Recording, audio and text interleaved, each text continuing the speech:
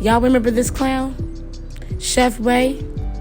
That's still on TikTok and YouTube and on Twitter, pumping them nasty recipes that some of y'all are still following. But this post right here is for the black women that said not in 2023. The black women that wrote the DA's office, that called the DA's office and called for this guy to be fired. Because even though he wrote a whole long 4-letter message on Twitter about him resigning, we can all speculate that he was fired, okay? And they allowed him to write this resign to save face, okay? But what I really came on here to say is that black women, we are powerful.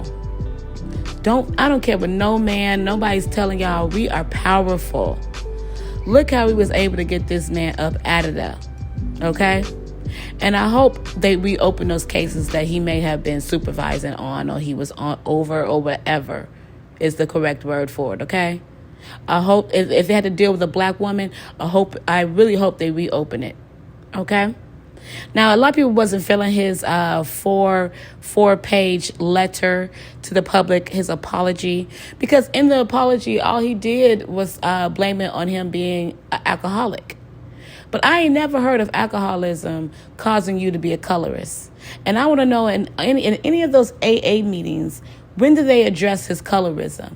Who in his community helped him to realize that he was a colorist? Because something's telling me that he's not in the community with black folks.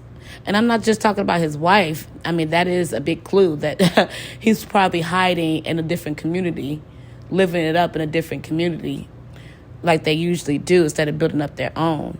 But I want to know, how did cooking save him? Because he said it again. He said it in his apology that cooking saved him. Right? Sure, bro. Sure.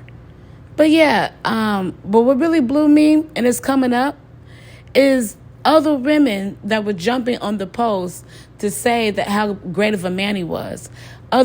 Basically white women. And I wasn't surprised, because black men can't even come out and say they love black women without white women jumping in the comments and saying, what about all women?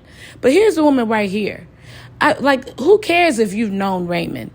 Why would we care about that? What we care about is the things that he said, and has the behavior been changed? And we suspect it hasn't. But going back to black women, I just want to remind you that we do have a voice. And when we come together, we are unstoppable. Okay? Now, once we get our money together and come together with our spending habits, we'll really be unstoppable.